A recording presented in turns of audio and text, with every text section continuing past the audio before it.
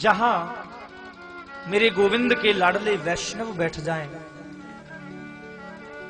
भैया वो जगह कोई और नहीं रह जाती है। वह जगह तो फिर वृंदावन हो जाती है।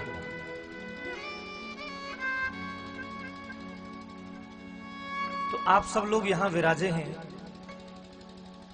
बिल्कुल अपने मन में ये मत सोचना कि आप अपने नगर में बैठे हैं, यहां ललितपुर में बैठे हैं।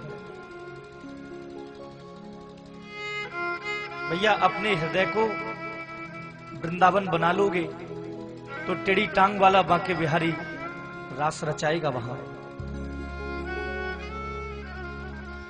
तो जय जय, आप ये मत सोचो कि आप यहां बैठे हो। अब आप केवल यह सोचिए कि हम तो सिर्फ और सिर्फ श्रीधाम वृंदावन में बैठे हैं, क्योंकि जहां कन्हैया के लाडले उपस्थित हों वह जगह कोई और हो ही नहीं सकती। भैया वो तो वृंदावन बन जाती है।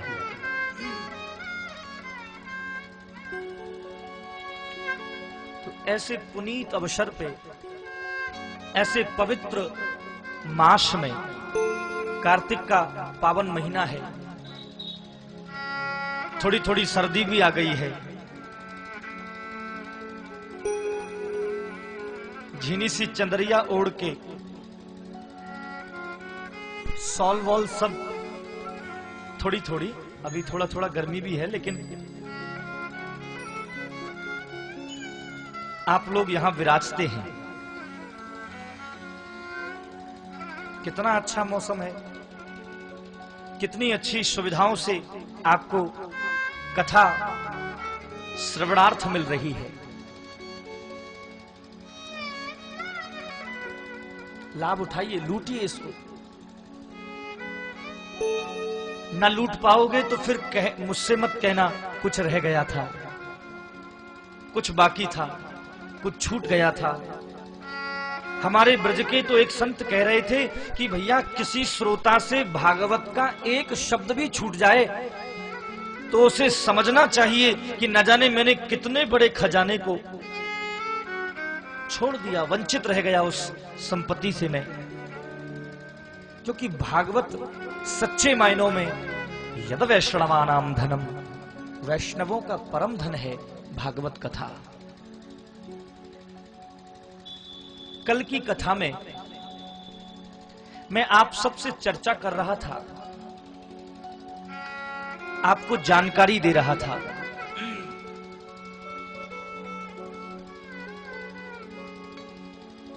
भीष्म पितामह का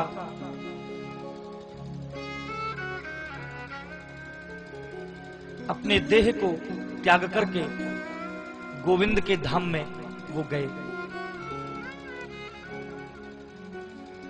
और भगवान भी पांडवों से आज्ञा लेकर के द्वारिका में आए।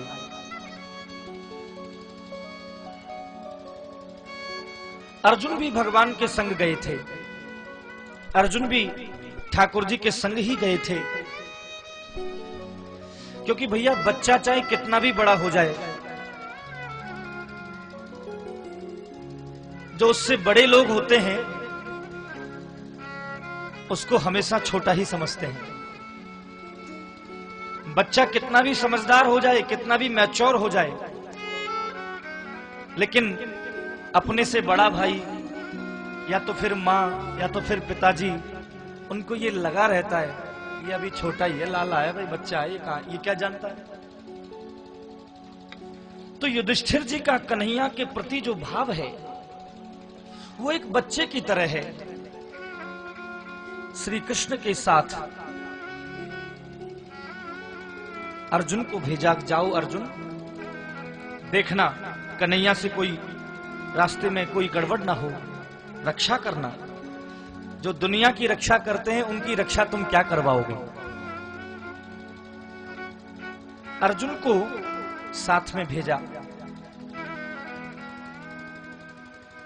श्री सूत जी कहते हैं, ऋषियों,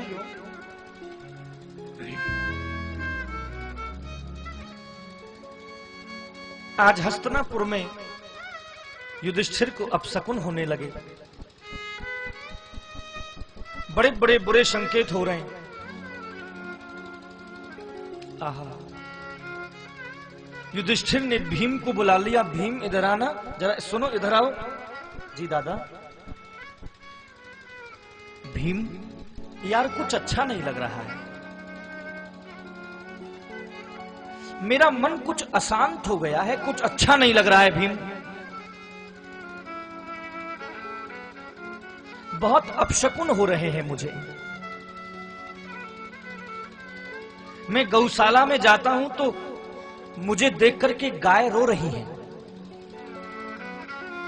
एक बात कहूं भैया, जिसके घर में गाय के 2 आंसू गिरते हैं, जिसके घर में गाय के 2 आंसू गिरते हैं, समझ लेना उस घर में विपत्तियों के पहाड़ टूटने वाले हैं। जिस घर में गैया दुखी है, जिस घर में गाय का असम्मान किया जाता है, और भैया गैया के आंसू जिस घर में गिरते हैं, उस घर में संकटों के पहाड़ टूटेंगे। ये पूरे गंभीरता से मैं इस बात को कह रहा हूं। युधिष्ठिर कहते, भीम कुछ अच्छा नहीं लग रहा है मुझे। और देखो, अर्जुन को भी भेजा था मैंने, लेकिन वो भी अभी नहीं लौटा है। इतना कह ही रहे थे कि तभी सामने से अर्जुन को आते हुए देखा। तभी सामने से अर्जुन को आते हुए देखा। रथ की लगाम पकड़े पकड़े अर्जुन पैदल चला आ रहा है। कन्हैया अपनी लीलाओं को समाप्त करके इस भूमि को छोड़ करके अपने गोलोक में चले गए हैं। भैया, इस जीवन में यदि सबसे कठिन कोई समय है वैष्णव के लिए, इस जीवन में सबसे ज्यादा दुखदाई कोई समय होता है वैष्णव के लिए, तो वो समय है हमारे गोविंद हमें छोड़ के चले जाए। दुनिया रूठ जाए तो काम चल जाएगा, लेकिन बिहारी जी रूठ गए तो यार कैसे काम चलेगा। मीराबाई जी से लोग कहते थे कि अरे मीरा, अरे बाबड़ी, अरे पागल, तुझे राणा कुल खानदान मिला है, तू नंगे सर उघाड़े सर नाचती है साधुओं में, बाबाजियों में, ये अच्छी बात नहीं है। अगर राणा जी को पता चल गया, राणा जी यदि नाराज हो गए तो तेरे प्राण पर बात बनाएगी। तुझे राणा जी की नाराजगी का डर नहीं है क्या? तो मीराबाई ने मुस्कुरा करके कहा था, भाई साहब, राणा जी यदि रूठ जाएंगे तो मुझे अपने राज्य से निकाल देंगे, और यदि उन्होंने मुझे अपने राज्य से निकाल दिया तो मैं वृंदावन चली जाऊंगी। राणा जी रूठे तो मारो कई कर ले सी। मीरा जी ने कहा, अगर वो रूठ भी जाएंगे तो मेरा क्या ले लेंगे। हम भी भैया मीरा के आदर्शों के ही पथानुगामी हैं। जैसे मीरा जी कहती थी, राणा जी रूठे तो मारो काई कर ले सी, ऐसे हम भी कह देते हैं कभी कभी, लाला जी रूठे तो मारो काई कर ले सी। यदि आप हमसे रूठ भी जाओगे तो क्या ले जाओगे,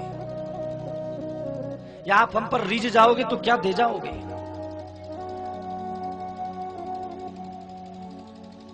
राणा जी अगर रूठ गए, मीरा जी ने कहा, तो मुझे अपने राज्य से निकाल देंगे, और यदि उन्होंने मुझे अपने राज्य से निकाल दिया तो मैं वृंदावन चली जाऊंगी। लेकिन भाई साहब, अगर मेरे बिहारी जी मुझसे रूठ गए, अगर मेरे गिरधर गोपाल मुझसे रूठ गए, तो पूरी दुनिया में मुझे जाने के लिए जगह नहीं मिलेगी। मैं कहां जाऊंगी उनको छोड़ के? मैं कहीं नहीं जा सकती।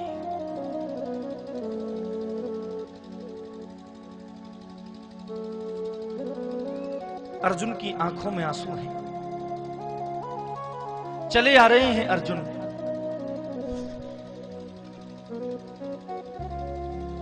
युधिष्ठिर ने पूछा, अर्जुन क्या हुआ भैया, तुम उदास क्यों हो, और ये तुम्हारे चेहरे का तेज कहां चला गया?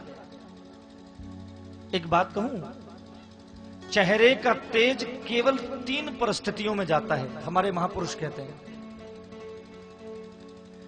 चेहरा निस्तेज केवल 3 परिस्थितियों में पड़ता है। पहली परिस्थिति,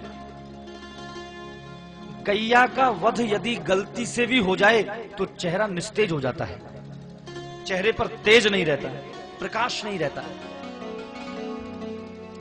दूसरी परिस्थिति, अगम्या स्त्री के साथ समागम करने से, किसी गलत स्त्री की संगति में उसके स्पर्श से। हमारे यहां तो स्पर्श का भी बड़ा दोष माना जाता है। भैया गलत आदमी छिवे भी नहीं तो अच्छा है। अगर किसी के विचार गलत हैं और वह व्यक्ति हमसे स्पर्श भी कर गया है तो भी दोष लग जाता है। अगम्या स्त्री के साथ समागम करने से भी चेहरे का तेज चला जाता है। और तीसरी स्थिति, जिसके बगैर हमने 1 मिनट जीना नहीं सीखा, जिसके बगैर हम कभी 1 मिनट रहे नहीं, वो व्यक्ति हमें हमेशा हमेशा के लिए छोड़ के चला जाए तो चेहरा निस्तेज हो जाता है।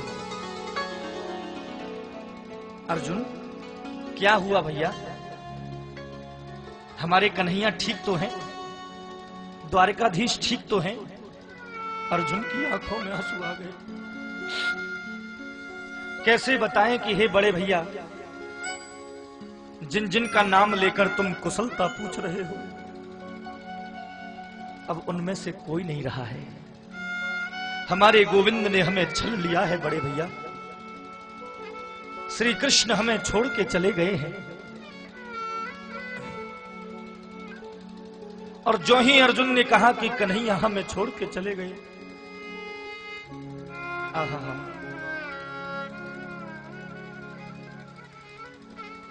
कुंती मैया ने जैसे ही सुना, क्या कहा? गोविंद चला गया, कन्हैया चला गया, धम्म से जमीन पर गिर पड़ी, प्राणांत हो गए।